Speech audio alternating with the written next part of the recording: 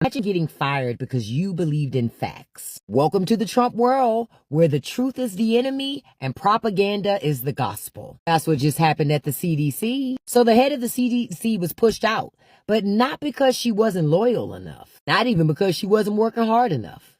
But because she said, I'm not going to ignore science and facts. And you know what they told her? Bye, girl. Because see, in that Trump camp, in that conservative world, facts are the devil. Truth is the devil. Science is the devil. The only thing they worship is propaganda. And propaganda, honey, that stuff spreads faster than a rumor on Sunday in church. And I keep telling y'all, propaganda ain't free. There is a price. Every time you just shrug and say that's just politics, they put another piece of propaganda on the American credit card. And the bill is coming due, y'all. So now we have to ask ourselves as a country, are we ready to pay the price? Because whether you want to or not, they're already collecting.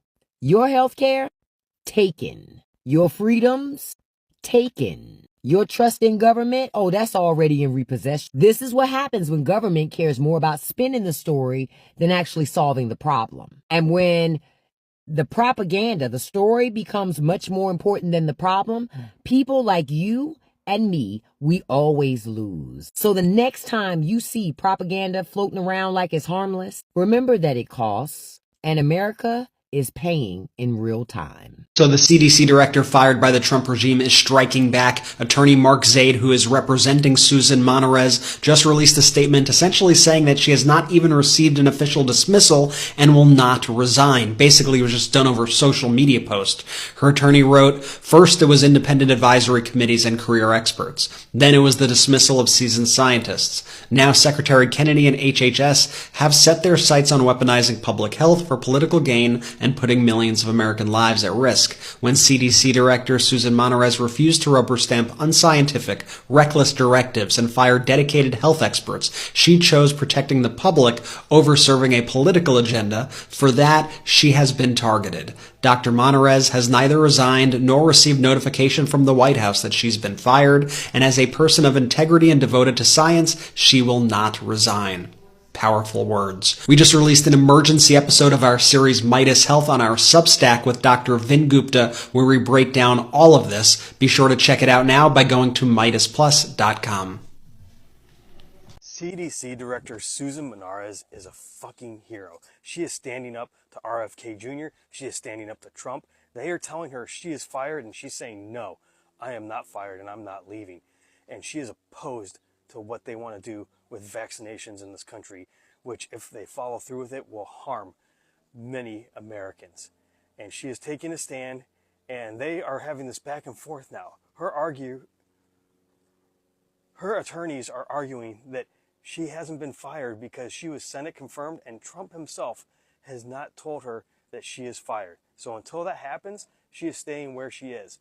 But because of all this, many top officials, top scientists at the CDC have now resigned, and America is less safe. This comes at a time when we face new emerging diseases, and when diseases of old are returning, like measles. And now we have screwworm in the country and a case of plague in California. Guys, we need a strong CDC. We need a CDC that is focused on infectious diseases. I mean, look what happened with COVID. Do we want to go through another pandemic? If we don't have protections in place, it's very possible something like that could happen again. This is serious, and everyone needs to take note of this and pay attention. Comment what you think, like, share, spread the word, follow, subscribe, and I'll see you back here for the 411.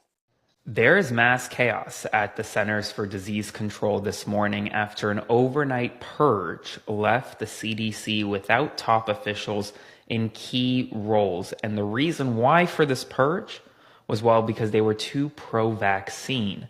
According to latest reporting from the Washington Post and others, RFK Jr. and Donald Trump pushed out CDC Director Susan Monarez, who was confirmed 51 to 47 just last month. Now, she's currently resisting efforts by the Trump administration to oust her. The Department of Health and Human Services announced her removal without explanation, but Monarez's lawyers insist that she has not resigned nor officially been terminated, and her lawyers claim that she is being targeted for refusing to endorse unscientific policies, particularly related to pro-vaccine messaging. RFK Jr. was labeled, quote, dangerous by Senate leaders, including Patty Murray, for driving conspiracy theories. Former CDC Director Dr. Mandy Cohen warned that the turmoil is weakening the agency and leaving the United States more vulnerable. And the ousting has sparked major resignations, including at least 3 senior CDC leaders, including the chief medical officer, chief CDC leader in the vaccine unit, and elsewhere. One of them, Dr. Dimitri Daskalakis, who is the head of the National Center for Immunization and Respiratory Diseases, resigned in protest, citing the, quote, weaponization of public health. Folks, this is a very serious development. Right now, there is mass chaos within America's public health apparatus. Why? Well, because they're being pushed out. And they're being pushed out because they have a pro-vaccine view. They want, RFK Jr. and the Trump administration wants to actively move away from COVID-19 vaccines. They've been trying to deregulate them, trying to limit the people who can get them. Children can no longer get them despite, unless there are extenuating circumstances, etc. And now they're pushing out the leaders in these medical units and these medical groups that support vaccine efforts. And so many are saying this is a massive attack on public health. Now, before I continue, please consider subscribing to support my work or sending a one-time donation via Venmo to Aaron-Parnas. This morning, we're learning that the Trump administration is moving closer to deploying the National Guard to Chicago, or really deputizing the military against American citizens in Chicago. According to the Associated Press, the Trump administration has reached out to Naval Station Great Lakes, which is a military base about 35 miles north of Chicago, for logistical support in immigration operations, including facilities and infrastructure, as part of its broader crackdown beyond Washington, D.C. No final decision has been made so far, but the move does signal a threatening expansion of military use on U.S. soil moving towards Chicago. We know that the Pentagon has been planning to do this for a long time. For several weeks now, they've been planning to put American troops on the ground outside of Washington, D.C., and it's going to happen. It's going to happen in Chicago soon, and now they're preparing for it by reaching out to a naval base about 35 miles north of Chicago to support this effort. Meanwhile, some trouble for the Trump administration. Federal Reserve Governor Lisa Cook has filed a lawsuit this morning alleging that Donald Trump, describing what she says is an unprecedented and illegal effort to remove her from office by Donald Trump. Cook was appointed to the Fed by President Biden. She's urging and arguing that the Trump administration's attempt to fire her undermines the central bank's independence and violates established protections for Federal Reserve officials. Meanwhile, Japan's top trade negotiator canceled a planned U.S. trip after unresolved issues required further talks, with Japan urging tariff changes on automobiles, while Commerce Secretary Howard Lutnick said that an update on the trade relationship is expected to come later this week. A federal judge blocked the Trump administration from deporting Kilmar Abrego Garcia, the man who was wrongfully deported to El Salvador previously. He can now not be removed until at least October as his asylum case proceeds. More than 2,200 National Guard troops have now been deployed in Washington, D.C. under Trump's crime emergency. But instead of helping police and law enforcement efforts, we're now learning that they're focusing on clearing homeless camps, patrolling Union Station, and even raking leaves and mulching cherry trees, raising concerns about the militarization of civilian spaces. Attorney General Bondi announced that federal law enforcement made 105 arrests in Washington, D.C. overnight, seizing 12 illegal firearms, bringing the total number of arrests since August 7, 3 weeks ago, to 1,283. And D.C. Mayor Muriel Bowser credited Donald Trump's surge of federal law enforcement personnel for lowering crime rates, but said that the presence of immigration agents and National Guard troops was simply not working. And just yesterday, we learned that a federal grand jury actually declined to indict a former Justice Department employee who was seen on camera hurling a salami sub at the chest of a law enforcement officer. Meanwhile, the Trump administration has appointed a conservative election researcher whose faulty analysis of election data was cited by Donald Trump as he tried to overturn the 2020 election. She is now one of the leading election integrity experts at the Department of Homeland Security. Alligator Alcatraz will be emptied and shut down in the next several days. A Georgia judge fined the Fulton County Commission $10,000 a day for refusing to appoint 2 Republican election board nominees tied to election denialism, ruling that Democrats must comply with county charter despite their objections over voter suppression and conspiracy ties. And finally, overnight Russian missile and drone attacks on Kiev, the capital of Ukraine, killed at least 18 people, including 4 children, in the deadliest night since the summit between Donald Trump and Vladimir Putin in Alaska. Folks, that's all the news right now. If you want to support my work, make sure to subscribe today, and I'll see you this evening. You're telling me we had a CDC director who did not have any type of medical degree in charge of Americans' health? Oh my God, we are a stupid country. And here we have RFK Jr. trying to kill us while Susan Monarez, she was speaking about vaccines and how good they are and that we needed them. And yet the White House didn't like it because it didn't go against their political agenda. Again, dictatorship. That's where we are. And you're keeping the guy who eats tapeworms. Oh my God, we're screwed. We're so screwed. Just bring on the next pandemic. I'm ready. There is quite the shakeup at the CDC happening today. According to this article, CDC bosses quit with doomsday warning about deadly RFK Jr. Also, the White House fired CDC Director Monarez after she refuses to resign, and 4 other top health officials have quit. The White House on Wednesday said it has fired Centers for Disease Control and Prevention Director Susan Monarez after she refused to resign. At least 4 other officials also submitted their resignations in a massive shakeup at the health agency. The departures come at a tumultuous time for the agency, which is reeling from a gunman's attack on its Atlanta headquarters on August 8th. Because remember, a guy opened fire on the Atlanta CDC headquarters because he believed in extreme vaccine conspiracies and that the CDC was getting money to give people vaccines. And RFK Jr. even spread that rhetoric before the shooting, saying that the CDC was collecting millions of dollars for every vaccine they gave, which is literally all just the stupidest goddamn conspiracy ever. Well, in this article, it is quoted that Susan Monarez is not aligned with the president's agenda of making America healthy again. White House spokesman Kush Desai said in a statement to NBC News, since Susan Monarez refused to resign despite informing Health and Human Services Department leadership of her intent to do so, the White House has terminated Monarez from her position with the CDC. You know what's fucking crazy is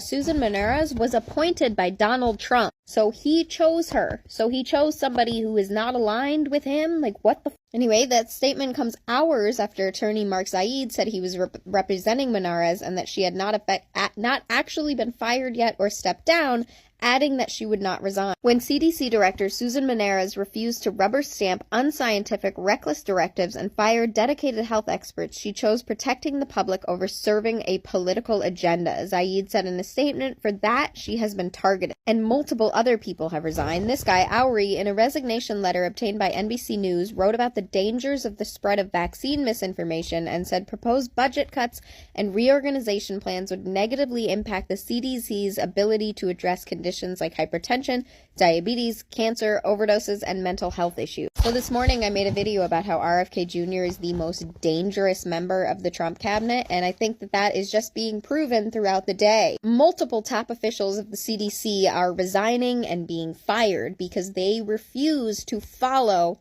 RFK Jr. and Donald Trump's brainworm, insane conspiracies. These are scientists. These are lifelong, actual scientists. RFK Jr. is not a scientist. RFK Jr. is not a doctor. He is a lawyer. And Donald Trump is a toddler cosplaying as an adult. None of the people, not a single human being in Trump's entire inner circle, not a single person in the MAGA cult's top inner circle is qualified to run the CDC, to determine the health of the American people. Yet here we are. MAGA psychopaths are firing and forcing people to resign because doctors and scientists refuse to adhere to the bullshit directives coming from the Trump administration. We should all be terrified. I really need people to grasp this, that shit is so messed up right now. Like, yeah, the military in DC is really scary. The fact that they're armed is horrible. The attacks on election is horrible. But the attacks on our Centers for Disease Control, the fact that a psychopath conspiracy theorist is running the Department of Health and Human Services, like, that really needs to get more attention. Like, I don't think people understand how genuinely fucked we are. Like, things are really, really bad. Our health is at stake. Our medicine, our food, our drinking water, the air we breathe is being controlled by a man who swims in sewage-infested waters, by a man who was accused of one of his babysitters of sexually harassing her, by a man who cheated on his wives so much that he had to keep a journal. RFK Jr. is not a good person. Like, he is a straight up mess. He is a rich boy who just survives on his family name, even though in the real world, if he wasn't a Kennedy, he would be standing on the corner screaming at passersby. In the real world, if he wasn't a Kennedy, he would be targeted by the Trump administration for being a vagrant. Like, this is so fucked up. Our entire health and human services, the entire CDC, is being fundamentally destroyed. Our researchers, our scientists, every single college that has any experimental research on, like, cancer development or literally any disease research, it is all being defunded. There is a purposeful assault on American ingenuity, on American science, on American medication. These people, this MAGA regime, this Make America Healthy Again bullshit, they are killing us. They are killing us and killing future generations. And I really, really need people to understand that. RFK Jr. is a clear and present danger, and he needs to be removed, along with the entire Trump administration. But Jesus Christ, RFK Jr. is terrifying. RFK Jr. just triggered a major meltdown at the CDC. Now here's what's going on. Susan Monarez, who led the CDC, was pushed out after she clashed with RFK Jr. over vaccine policies. Her lawyer says she refused to sign off on any political demands that weren't backed by science. Then a few hours later, 3 senior CDC leaders resigned, warning that public health is being politicized. What led to this? The administration scrapped the CDC's outside vaccine advisory panel and rolled back routine COVID shot recommendations for kids and women during their pregnancy. And today, the FDA narrowed access to the new COVID shots mainly for seniors and people with high risk. Now, why does this matter? The agency that guides outbreaks and vaccines is losing leadership right before respiratory illness season. And when politics overwrite data, important decisions slow down and public trust drops. In my next video, I will unpack both sides' arguments, what's real and what's spin. So look out for that. And I want to know what you think. Who should run the CDC? Scientists or politicians? Leave a comment and give me a follow for more updates.